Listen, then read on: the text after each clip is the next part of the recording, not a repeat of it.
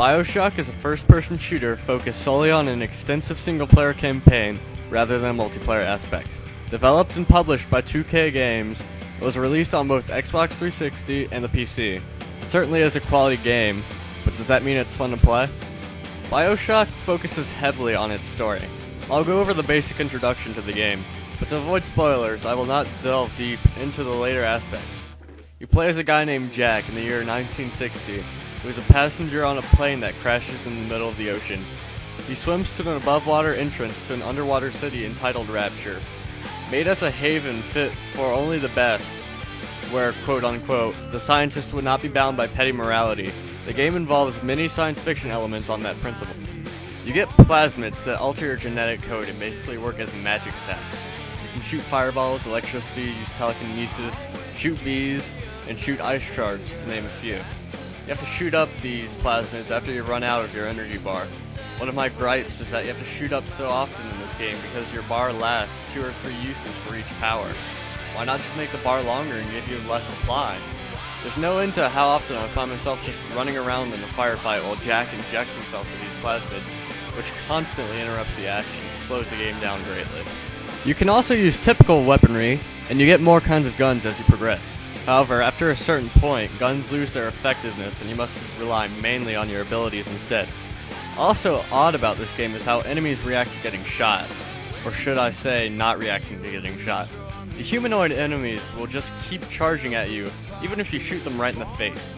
Some Resident Evil 4 enemy physics would have helped this game greatly, since it does rely on a lot of reserving ammunition like the Resident Evil series does best. The enemies are pretty boring, bar the big daddies. To put things simply, the people in Rapture are basically junkies looking for more plasmids, and thus the splicer enemies are born. They're all crazed and frenzied, and they are all very much the same. Little diversity between them all, and they are pretty much the only thing you'll be fighting aside from the big daddies. Big daddies are much more entertaining, but that's not saying much. Basically, to kill one of these colossal creatures, you just unload ammo on them until they die. Sure, you can think of methods to make this easier, how to slow them down, etc., but in the end, it's pretty much just a battle of having enough ammo, life, and energy rather than true skill or planning. The controls are pretty standard for a first-person shooter. I kind of find switching weapons and powers to be rather irksome and annoying, though I'm not sure if there's any better way they could have done it. My personal favorite thing to do in the game, however, is take pictures of your enemies. The game scores your photos, and when you get enough points, you gain new abilities and such, giving the game an addictive RPG-like nature. As well as this, there is this odd hacking minigame that you can perform on almost anything electronic. Honestly though, such things being my favorite aspect of the game speaks on how tedious the main aspects are. And graphically, it's a mixed bag. Textures and everything are extremely nice, lighting effects make everything creepy and tense, but the animations are pretty subpar. Ragdoll effects are jerky like many video games, and everything just doesn't go as fluidly as you would expect from a game of this caliber.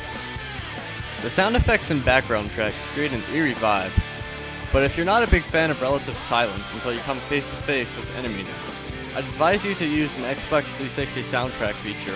If you're playing on your PC, mute the background music and keep a playlist up and running on repeat. The game has a steampunk propaganda theme going on, similar to Fallout, which I personally found to be somewhat cheesy. I mean, I know it's supposed to be cheesy to be creepy, but to me it's just a cheesy way of being cheesy. That makes any sense to you at all. Overall, I'm just not a big fan of Bioshock. It's not a bad game by any means, but it's really not a good one either.